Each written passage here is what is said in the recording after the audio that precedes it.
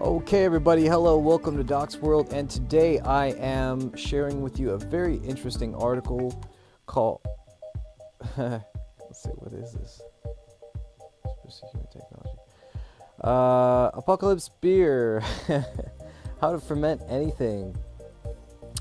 The website is thebrewsite.com, Apocalypse Beer, ferment anything. So here we go. I'm just going to read the article. How long is it? It's fairly long. Maybe it take about 10 minutes to read this. Here we go. Okay. Did that catch your attention? Good. Understanding fermentation is a key component to making beer. Indeed, any alcohol. But it turns out the formula for fermentation is really pretty simple. Water, sugar, yeast equals alcohol. You might think that yeast is the biggest unknown here. But in reality, wild yeasts are abundant in nature, and many fruits by themselves have an abundance of yeast naturally present on them that will start fermentation with little to no effort. No, the real unknown is the sugar in this equation, and thus the idea of how to ferment anything really means how to get the sugar from anything. Once you have the sugars, fermentation is the easy part. Previously, we covered brewing your first batch of Apocalypse beer, and it was the most basic example of the process using three basic ingredients: water, refined white sugar, and yeast. If you have easy access to plain sugar, then you have a ready supply of fermentables to use as a base in your beer recipes. But if you don't have that access, read on. There are basically two classes of fermentables that need consideration. Sugars that can be fermented directly without any processing, which includes processed sugars, syrups, honeys, fruits, and so on. And sugars that are locked up in starches or complex carbohydrates which require some form of processing to extract or convert the simple R sugars needed by the yeast. This second class includes things like grains, roots, vegetables, and anything else that doesn't have readily accessible sugars. Fortunately, we have thousands of years of brewing development to guide us in converting these sources into fermentable sugars. For grain-based beverages, primarily malted barley, and where malted barley or wheat isn't available, there are other strategies to be had for extracting what we need. Let's overview these various sources with more detailed explanations, if needed, of how to convert or extract their sugars to follow in the future posts. Note, I am not covering the fermentation of meat or other similar proteins. This is an entirely different beast, so to speak, and as far as I know, there's no history or tradition of brewing fermented meat beverages. Simple sugars, no conversion required. These are fermentables that are already in ready-to-ferment sugar form that the yeast will be able to convert into alcohol easily. Many of these you may be able to find from a scavengeable source. Others occur naturally, very easy to ferment. Just add water and yeast. White sugar. This is refined, so you won't find it in nature, but you may well come across it during your excursions. Cane and corn sugar are 100% fermentable, while confectioner's powdered sugar has filler and is about 97% fermentable. Look also for sugar cubes and sugar sweetener packets. Brown sugar, also refined, typical grocery store brown sugar, and what you'll most likely find is simply white sugar with a bit of molasses added for color. Raw sugar, the kind of less processed sugars, commonly found in upscale and health food stores, with examples such as Demerara sugar, turbinado sugar, and Barbados sugar. Honey, you may find processed honey, or you may be lucky enough to find wild beehives to supply you with natural honey. Honey is 90 to 95% fermentable and will thus handily replace other sugars if needed. Molasses, a byproduct of the sugar refining process that appears as dark brown to black in color and comes in several grades. It is about 75% fermentable, but this can vary. Syrup. Any variety of processed syrups you might find, including maple, corn syrup, rice syrup, agave, and birch. The fermentability of different syrups will vary, and it's also important to remember that many commercial offerings or fortified with plain corn syrup, if that matters to you. Tree sap. Of course, if you are familiar with the maple syrup, then you probably realize that this comes from concentrating the sap of the maple tree, which is obtained by drilling a small hole in the trunk of the tree and collecting the clear sap that runs out of it. Maple trees are the most common tree to collect sap from, and typically they have a sap sugar content of around 2% on average, which means there is a need to concentrate the raw sap down to syrup form, which can often be at least 40-to-1 ratio. In other words, you need to boil 40 gallons of sap down to get 1 gallon of syrup. If there are few or no maple trees where you are, there are fortunately other trees besides maple which yield usable sap: birch, sycamore, walnut, larch, and lime. That list plus several techniques for tapping a tree to get at its sap can be found here. One of which may work well for post-apocalyptic sugar hunters, cutting or breaking off the ends of small branches and collecting sap in plastic bottles. Fruits. It almost goes without saying that fruits are full of fermentable sugars that you easily use. Chop or mash them up and use them directly in your wort. No further processing is necessary besides peeling and pitting, etc. Of course, different fruits have different average concentrations of sugar. Here's a sampling. Apple 11, 8, apricot 8, avocado 7, blueberry 11, blackberry 8, banana 20, cranberry 4, cherry 13, dates 73, grapes 15, orange 10, pear 11, pineapple 12, strawberry 5. The highest being bananas, and the second highest being dates is the highest, but I don't have dates here. Highest for me is bananas. Second highest is grapes. Okay, so bananas and grapes are the highest fruits with sugars. Okay. More here. Bear in mind that fruits don't have to be fresh. If you can scavenge canned fruit, that will work just as fine as will the syrup the fruit is canned in. Juniper berries, while technically a fruit, juniper berries rate a special mention because besides being used for flavoring gin, I suspect most people would be surprised to find out that juniper berries in fact have a high percentage of dextrose sugar, up to 30%. Stefan Howard Buhner in the Sacred and Herbal Healing Beers writes, the presence of such a large amount of dextrose may account in part for the use of juniper and juniper berries as an integral part of Norwegian brewing. Juniper beer was sometimes made with juniper, water, and yeast only, no other source of sugar being used. Beets. Beets are a root vegetable, but they get special mention here as well as in the next section because they are naturally so full of fermentable sugars already that you can cook them down to extract the juice and use that directly in your brewing as you would any other fruit juice or syrup. Beets are in fact so sugar-rich that a large percentage of refined white sugar comes from them. Packaged foods. In the course of your scavenging and salvaging, former grocery stores and other markets may provide some valuable source of brewing fermentables, provided they haven't been completely looted. Many packaged foods are full of sugar you can brew with, provided you aren't eating them instead, such as breakfast cereals, candy, running the range from hard candies to chocolate bars and everything in between, soda pop, donuts, snack cakes, and pies, assuming these are completely sealed like Twinkies, which are rumored to last forever already, cake frosting, fruit juice, canned pie fillings, jams, and jellies. Fermentables that require unlocking, converting from starches. Sugars that are locked up in starches, such as those found in most grains and vegetables, require enzymatic conversion to transform those starches into sugars. The science behind this is because large starch molecules are really lots of smaller large sugar molecules all strung together, and particular types of enzymes called amylases can break these down into those individual sugars. You might be wondering where you might find these amylase enzymes needed to transform these materials into fermentable sugars. After all, this sounds very industrial and scientific, and since society has collapsed, surely this isn't possible, right? Wrong. Two of the main grains used in the production of beer develop the enzymes naturally. You just need to know how to make use of them. Actually, amylase enzyme is available commercially, but I have no idea how easy it will be to find in a post-apocalyptic setting.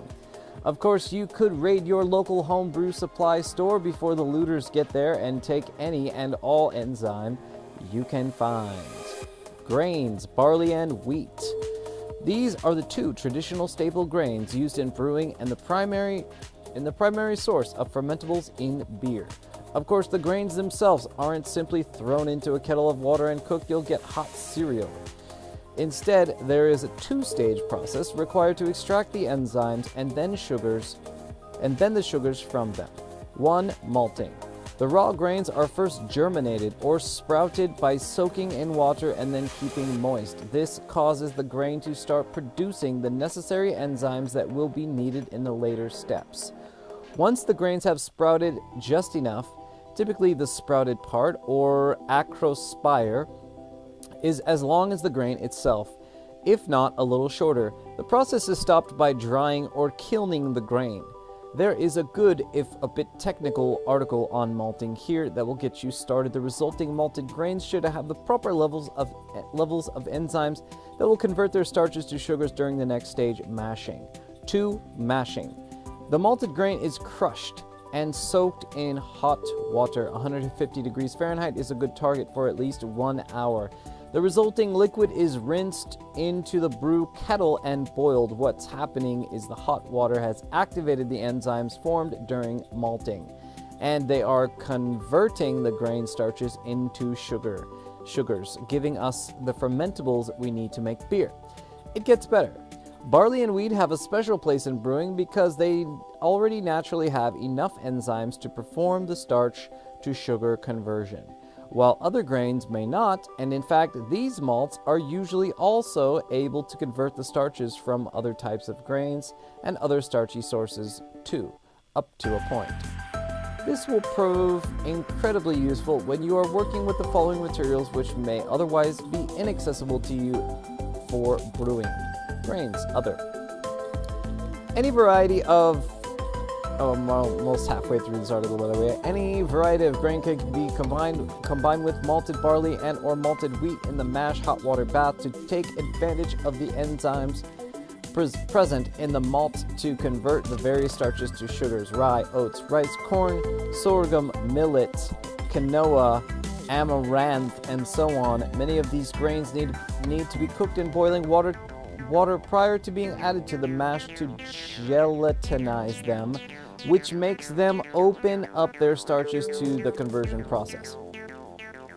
There are also several grains that, like barley and wheat, can be malted to develop the amylase enzymes that will allow them to convert their starches to sugars without help. Oats, rye, and sorghum all have high enough diastatic power to do this. Diastatic power is the measure of how much starch-converting enzymes a grain may contain. The higher the diastatic power, the more it can break starches down to sugars. Rice, and an alternative to malting and mashing. Rice deserves a special mention in this section because of both its long use in Asian fermented beverages like chang and sake, and the fact that it cannot be malted, which means that rice doesn't contain the amylase enzymes that malting develops to ultimately ferment it. When used with malted barley or wheat, it needs to be cooked and mashed like other grains. But in sake brewing, there are no other grains, malted or otherwise. So the question arises, just how are the starches in rice by itself converted to fermentable sugars? The answer is mold, and it provides a second interesting avenue to explore for processing grains. The rice in sake and chang brewing is fermented by the addition of special yeast cakes containing fungi, primarily Aspergillus oryzae, which do the work to convert all the available starches to sugars, which the yeast in the cake subsequently ferment. In the making of sake, the addition of special Aspergillus infected rice called koji does this work, and there's no reason this special mold couldn't be added to any other cooked grain to work its conversion magic. Now, obviously, you can't just pop into your local Asian market in the post-apocalyptic world and pick up a yeast cake or koji to prepare your grains and brew your beer. So what to do?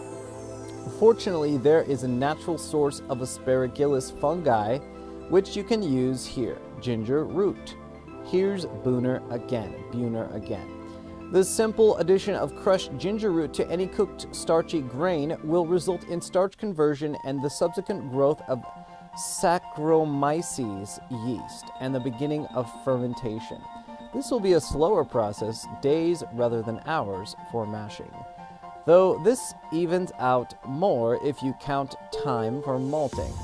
But it should be no less viable. Sweet potatoes. Sweet potatoes are a special mention, as not only do they already have a naturally high sugar content, but they also have enough natural amylase enzymes and diastatic power to convert their own starches without using barley or wheat, making an all-sweet potato beer a possibility. For this to work, it may require raw sweet potatoes. Canned sweet potatoes have likely undergone the high heat cooking, pasteurization, sterilization of the canning process, which would denature/destroy the amylase enzymes needed for self-conversion. You could still add canned sweet potato to a grain mash to convert the gelatinized starches to sugars, though. Two good sources with additional links to read up on this process are here and here, but the process should be: grate, slice, chop, or otherwise mash up the raw sweet potato into small bits. Add water to a mash at a temperature of about 140 degrees Fahrenheit. 1 gallon of water to 2 to 3 pounds of potatoes might be a good ratio. Mash for 60 to 90 minutes, then remove the potato from the water and add it to a separate pot of boiling water, 1 gallon, and boil it for 30 minutes. Thoroughly mash the potatoes and add it all back to the mash water to raise the temperature to 155 degrees Fahrenheit and let this rest for another hour. The resulting should be about 2 gallons of wort full of sweet potato sugars and fermentable. Beets were mentioned in the simple sugar section above for a very good reason. They are already full of fermentable sugars. You can cook beets down to extract the juice and use that juice directly in the beer brewing. No conversion process required. You could still mash them with your malted grains if you like. Vegetables. Other types of vegetables fall roughly into 3 categories. 1, starchy, often root vegetables like potatoes, turnips, and parsnips, which need to be cooked and mashed along with malt in order to extract their sugars. 2, vegetables that contain sugars but little to no starch that can be used directly in the beer without additional processing. And 3, vegetables that contain little of either starch or sugars that may be high in fiber like lettuce, celery, and mushrooms. Though those are technically fungi, some examples of these categories are: 1, potatoes, broccoli, cauliflower, turnips, parsnips, beans, peas, corn as a grain, of course, sweet potato, also see above, squash, pumpkin. Processing the starches is required, whether mashing and with malted grains or using asparagus fungi. These should all be fully cooked before using. 2, carrots, bell pepper, sweet potato, see all above, onions, beets, also see above. These can be added directly to the beer while brewing, cooked or raw, and should be chopped or mashed finely to maximize the sugar extraction. 3, lettuce, celery, radishes, mushrooms, green onions, cucumbers, mini greens. These would be better suited as flavor components. It's important to note that unless you have a supply of fresh vegetables, perhaps you're growing your own, or finding wild veggies, or even raiding others' gardens, you may be relying on what canned vegetables you are able to salvage from abandoned markets and stores. Orchid roots. Did you know orchids are edible? Orchid? What the orchid? Orchid. Okay, let's just get a quick visual of an orchid just to reference my memory. Orchid. Okay, alright, gotcha. That typical Japanese flower that is whatever. Okay. Orchid roots. Did you know orchids are edible? Indeed they are, and in particular the roots are nutrient-rich starchy tubers, very much like potatoes or parsnips as such. You should be able to process these in the same type of way. Boil them up until they are soft to gelatinize the starches. Chop finely, or better mash them up and add them to your mash with barley or wheat to convert the available starches to sugar. Orchid beer, anyone? Packaged foods. As in previous section, you may run across old groceries and markets that may be scavengeables for brewing fermentables. In the previous section, we covered packaged foods containing sugar. Here are some examples of foods you'll have to process in one of the ways described above to get the sugars out of them. Granola bars, pasta, and noodles. For the most part, this is flour and water, i.e. all starch. Breakfast cereals, the kind that focus more on the grains and fiber rather than sugar. Baked beans, not only are the beans already cooked, easier to convert, but the sauce they're canned in with is full of sugars. Nuts actually don't provide much in the way of fermentables, as they are largely made up of protein and fat in the form of oils. So while you can't ferment nuts directly, you can still add them to your beer, where they will add a flavor contribution. But be aware, though, that with too many nuts, the oils can affect flavor and head retention if that's something you're looking for. Have I missed anything? This article covers a lot of ground and should help you, give you the tools you need to figure out how to ferment many foodstuffs you'll likely come across. But if you missed anything or there are further ideas, leave a comment below or contact me directly and I can round up the suggestions in a future post. And I'll post additional eclectic sources and ideas for brewing fermentables as I come across them as well. Buhner's book alone is chock full of good ideas. And so to end this video, I'm just going to preface in that the next video will be about brewing your first batch of Apocalypse beer, so stay tuned for that one. Enjoy. Bye.